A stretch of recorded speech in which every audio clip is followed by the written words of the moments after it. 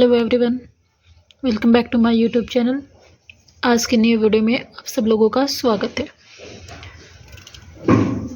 17 का चैप्टर हम इस वीडियो में इंग्लिश स्टेनो की पिटमैन वाली जो बुक है उसके 17वें चैप्टर को कंप्लीट करेंगे, ठीक है, जिसका नेम क्या है, द एस्पिरेट। ठीक है, तो इसमें क्या बता रखा है कि एच को हमने लिखना सीखा था डाउनवर्ड और अपवर्ड, ठीक है, लेकिन अब इसमें एच के दो टाइप इसके अलावा और भी बता रखे हैं कि अपवर्ड एच और डाउनवर्ड एच के अलावा हम एच को कैसे कैसे लिख सकते हैं। ठीक है, तो वो देखिएगा इसमें। अगर वीडियो आपको अच्छी लगे, समझ में आए, तो वीडियो को लाइक कर दीजिएगा, चैनल को सब्सक्राइब कर दीजिएगा और वीडियो को आप शेयर करना चाहते हो तो शेयर कर दीजिएगा। तो चलिए देखिए, upward H most commonly used. ठीक है, अपवर्ड एच को हम मोस्टली यूज करते हैं। अब तक हमने पीछे भी वीडियो में देखा है कि लगभग हमारा अपवर्ड एच ही यूज हुआ है वर्ड को लिखने में। ठीक है, तो कैसे दे रखा है देखिए, जैसे होप, ये हो गया हमारा, तो हम कैसे लिखेंगे, होप। ठीक है, होप ये हो गया हमारा। इसके बाद में जैसे हमने लिख दिया हनी, तो हनी ये हो गया हमारा। ठीक है, इसके बाद में हो गया हीरो, तो H cut the line, hero ये हो गया। ठीक है, हैन, एन की हुक लगा दी, हैन ये हो गया। तो यहाँ पे देखिए हमने एच को मोस्टली अपवर्ड में ही यूज करा है। ठीक है, इसके बाद हमारा क्या आ गया, डाउनवर्ड एच। डाउनवर्ड एच इसको हम कब कब लिखेंगे वो देखिए। पहला पॉइंट क्या है, ओनली एच साउंड वर्ड हो। ठीक है, यानी कि ऐसा वर्ड हो जिसमें सिर्फ एच की साउंड सुनाई दे, यानी कि एच कॉन्सोनेंट की साउंड सुनाई दे। ठीक है, यहाँ पे देखिए हे।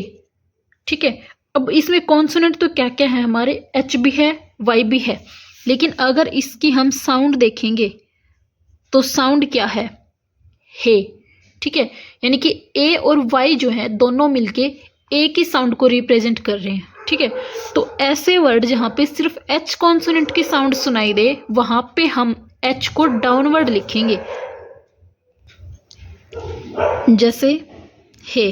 ठीक है, एच के साथ में ए की वोवल। अगला वर्ड क्या है, हाई। ठीक है,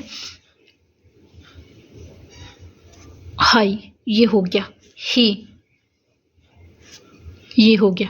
ठीक है, तो ये तीनों ऐसे वर्ड है जिसमें सिर्फ एच की साउंड सुनाई दे रही है, यानी कि साउंड तो इसमें वोवल की भी सुनाई दे रही है लेकिन कॉन्सोनेंट में सिर्फ एच सुनाई दे रहा है। ठीक है, तो इसका डाउनवर्ड लिखेंगे। इसके बाद अगला पॉइंट क्या है, के और गे से पहले एच डाउनवर्ड। ठीक है, यानी कि हुक, यहाँ पे देखिए के से पहले आ गया एच, बीच में वोवल आया अब हमारा। ठीक है, तो हम क्या कर सकते हैं, दोनों के बीच में वोवल हो सकता है पर अदर कॉन्सोनेंट नहीं।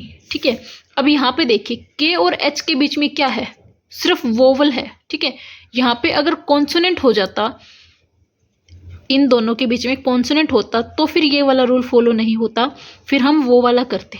ठीक है, अपवर्ड एच वाला, यानी कि अपवर्ड जो एच है वो वाला फॉलो होता है इसमें।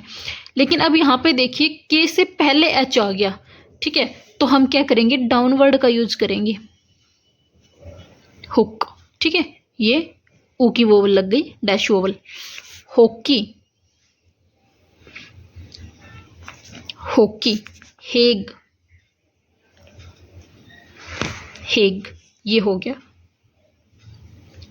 इसके बाद में अगला पॉइंट क्या है हमारा, अपवर्ड एल और हॉरिजॉन्टल स्ट्रोक्स के बाद एच डाउनवर्ड। ठीक है, यानी कि कैसे, यहाँ पे देखिए अपवर्ड एल यानी कि ऊपर जाने वाला। ठीक है, हॉरिजॉन्टल स्ट्रोक्स यानी कि टेढ़े बनने वाले।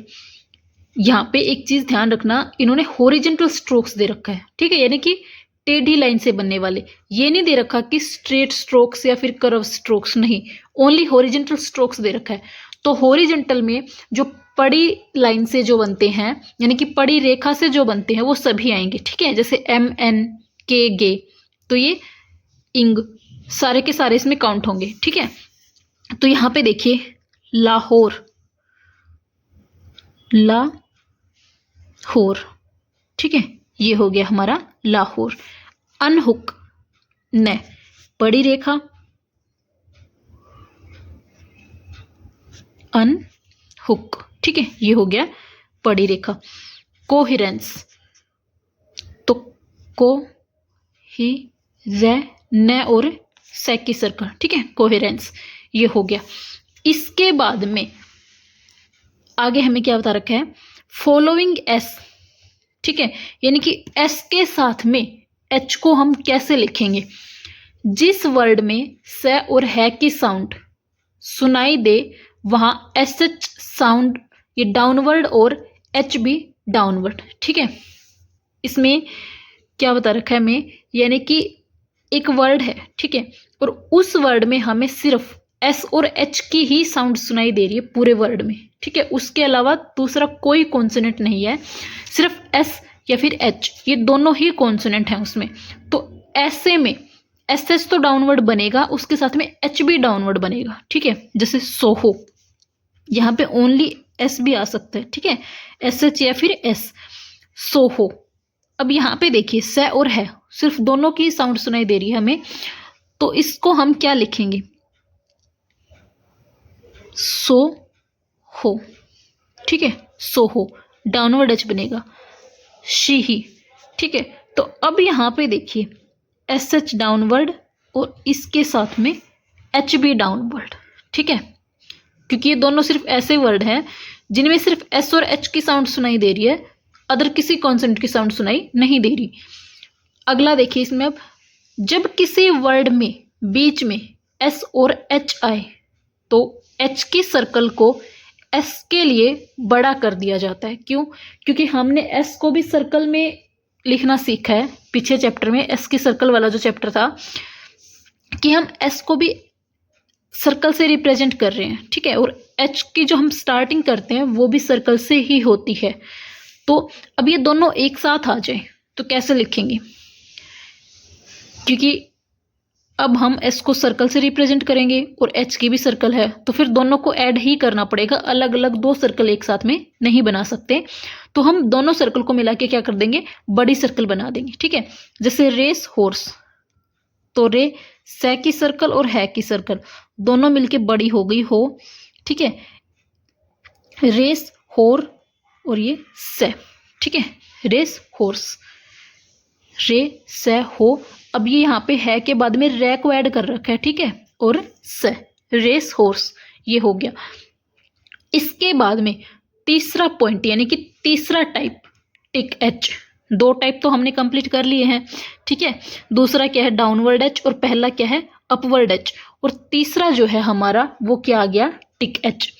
तो टिक एच इसका मतलब क्या है, डाउनवर्ड जो एच है हमारा, ठीक है, उसकी शॉर्ट फॉर्म होती है ये, जैसे ये डाउनवर्ड एच है, ठीक है, तो ये हमारा डाउनवर्ड एच है, इसको अगर हम जैसे बीच से यहाँ से ऐसे काट दे तो ये जो नीचे का हिस्सा बच गया ना ये वाला, इसको हम टिक एच में यूज करेंगे, ठीक है। तो ये इधर से भी हो सकता है यूज, इधर से भी हो सकता है, ठीक है, दोनों तरफ से इसका यूज कर सकते हैं। तो देखिए इसका यूज कैसे करेंगे, एम एल आर से पहले एच टिक एच यूज होता है, ठीक है, यानी कि एम से पहले एच आ जाए, आर से पहले एच आ जाए या फिर एल से पहले एच आ जाए तो टिक एच का यूज होगा, ठीक है। एक चीज ध्यान दीजिएगा, यहाँ पे भी वही चीज फॉलो है कि दोनों के बीच में कॉन्सोनेंट नहीं आना चाहिए, वोवल आ सकता है, ठीक है, जैसे हिम, मैं और है के बीच में ई की वोवल आई है, हर ए की वोवल आई है, हिल ई की वोवल आई है, ठीक है, तो वोवल आ सकता है, कॉन्सोनेंट नहीं आना चाहिए, अदरवाइज ये रूल जो है इसको हम फॉलो नहीं कर पाएंगे। तो देखिए कैसे लिखेंगे टिक एच का यूज करके, हिम, हिम, ठीक है, ये हो गया। अब है के साथ जो ए की वोवल है अगले कॉन्सोनेंट के पहले चली जाएगी हिम, ठीक है, हर, हर, हिल, हिल, ये हो गया हमारा, ठीक है, हेल्दी, तो इसको हम क्या करेंगे हेल, हेल्दी, ठीक है, हार्म, ये हो गया, क्योंकि है के बाद आ की वोवल है और आर से पहले है तो आर से पहले लगा दी, ठीक है। हाँ, इसके बाद क्या है, वर्ड के बीच में भी इसको टिक यूज किया जा सकता है, ठीक है। यानी कि टिक एच जो है इसका हम वर्ड के बीच में भी यूज कर सकते हैं। कैसे? जैसे फॉर होम, ठीक है, लेकिन बीच में यूज कब होगा, यही वाला रूल फॉलो होगा तब, ठीक है। यानी कि MLR ये होने चाहिए और इनसे पहले एच होना चाहिए वर्ड के बीच में, तभी फॉलो होगा। जैसे फॉर होम, ठीक है, तो M से पहले आ गया। तो इसके लिए हम क्या करेंगे, फॉर होम, ठीक है, फॉर होम, फॉर वाला ग्राम लोक लगाया है, ऊ की वोवल और मैं। ऑफ हर, इसके लिए हमने क्या किया, ऑफ ये है और ये रे, ऑफ हर, ठीक है। ऑफ वाला ग्राम लोक, उसके बाद में टिक एच और रे, ऑफ हर, ये हो गया।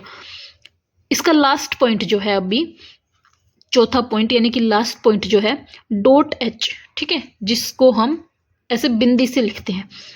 ये कब यूज होगा हमारा, ये मोस्टली यूज नहीं होता हमारा, ठीक है, रेयर यूज मिलेगा आपको इसका कहीं कहीं पे, जहां पर ऊपर वाले तीनों में से कोई भी लिखना पॉसिबल ना हो, वहां पर एच की जगह डॉट यूज किया जाता है, ठीक है।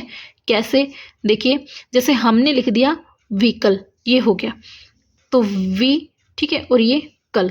अब वे के साथ में ई की डॉट लगा दी हमने, तो इसी डॉट के साथ में एक डॉट और लगा देंगे, ठीक है, ये होगी एच की डॉट। आप लोग ध्यान रखिएगा, बुक में आपको जहां पर भी डबल डॉट मिल जाए एक साथ में, ठीक है, तो समझ जाइएगा कि एक डॉट वोवल की है और दूसरी डॉट जो है एच की डॉट है, ठीक है। ऐसा रेयर होता है, आपको हर बार तो देखने को नहीं मिलेगा, कभी कभी किसी किसी वर्ड में मिलेगा देखने के लिए, तो वहां पे आप ध्यान रखिएगा कि दो डॉट हैं, तो एक डॉट वोवल के लिए है और दूसरी डॉट जो है एच के लिए है, ठीक है। अब ये जरूरी नहीं है कि यहाँ पे आपको डॉट ही मिले, दूसरी डैश भी मिल सकता है, ठीक है, डैश के साथ में डॉट मिल सकती है। अप हिल, ये हो गया हमारा, ठीक है। तो इसके लिए हम क्या कर देंगे, अप हिल के लिए अप हिल, अप, अब है के साथ में ई की वोवल है, तो कहाँ जाएगी, एल से पहले, यानी कि यहाँ, तो यहीं पे एक डॉट और बना देंगे है के लिए, अप हिल, ठीक है, ये हो जाएगा हमारा। इसके बाद हमारे क्या आ गए, ग्रामलोक्स, यानी कि फ्रेज, ठीक है। ग्रामलोक्स में फ्रेज दे रखे हैं इन्होंने, कौन कौन से दे रखे हैं, dear sir, yours truly, every circumstances, all circumstances, you will remember, I believe, I will tell you, I am surprised. तो इनको देखिए अब हम कैसे लिखेंगे। जैसे हो गया डियर सर, ठीक है, तो डियर के लिए DR और इसके बाद में सर के लिए सेकी सर्कल और R। यूर्स ट्रूली, तो इसमें हम क्या करेंगे, यूर्स ट्रूली में यूर्स के लिए डाउनवर्ड R, STR और ये L, yours truly. Every circumstances, every circumstances, ठीक है, बड़ी सर्कल लगेगी लास्ट में। ऑल सर्कमस्टांसिस, तो all circumstances. You will remember, you will remember के लिए सिर्फ BR लिखेंगे, ठीक है। आई बिलीव, तो आई बिलीव, ये हो गया। I will tell you, I will tell you, ठीक है। I am surprised, I am surprised, ठीक है, ये हो गया। चैप्टर हमारा कंप्लीट हुआ। अगर आपको वीडियो अच्छी लगी हो तो लाइक कीजिएगा, चैनल को सब्सक्राइब कीजिएगा, वीडियो को शेयर करना चाहते हो तो शेयर कीजिएगा। अगर इसमें कुछ भी समझ में ना आया हो, कुछ मन में रह गया हो डाउट आपके कि हमें ये चीज़ समझ में नहीं आई, तो कमेंट करके पूछ लीजिएगा। मिलते हैं अगले चैप्टर की न्यू वीडियो में, तब तक के लिए इसकी जो एक्सरसाइज हैं, इस चैप्टर के जो एक्सरसाइज हैं उनकी प्रैक्टिस कीजिएगा, ठीक है। क्योंकि अगर आप एक्सरसाइज की प्रैक्टिस नहीं करोगे तो चैप्टर के जो रूल हैं वो आपको याद नहीं रहेंगे, और याद नहीं रहेंगे तो फिर आप वर्डों को जब बनाओगे तो उसको बनाने में आपको काफ़ी सारी प्रॉब्लम्स आएंगी, ठीक है। तो एक्सरसाइज जो है उनको कम से कम 4 से 5 बार एक एक्सरसाइज को लिख के देखा करो, और एक्सरसाइज को आप पहले स्टेनो में लिखा करो, जो बुक में इंग्लिश दे रखी है उसको पढ़ के पहले स्टेनो में लिखा करो, और फिर खुद की जो स्टेनो लिखी हुई है उस स्टेनो को पढ़ के वापस से इंग्लिश में कन्वर्ट किया करो, ठीक है। क्योंकि इससे क्या होगा, आपकी स्टेनो लिखने की प्रैक्टिस भी हो जाएगी और लिखने के साथ साथ उसको पढ़ने की प्रैक्टिस भी हो जाएगी। क्योंकि अगर आपने लिखना सीख लिया, पढ़ना नहीं आया, तो फिर आप कंप्यूटर पे टाइप कैसे करोगे एग्जाम के टाइम में, ठीक है। तो पढ़ना और लिखना दोनों ही इम्पोर्टेंट हैं, तो इनकी अच्छे से प्रैक्टिस किया करो। वीडियो को, ये जो एक्सरसाइज है उसको कम से कम 4 से 5 बार तो लिख के देखो, क्योंकि आप बार बार लिखोगे तो वो चीज़ आपके माइंड में फिट बैठेगी और रूल जो है आपको वो अच्छे से याद हो जाएंगे, ठीक है। तो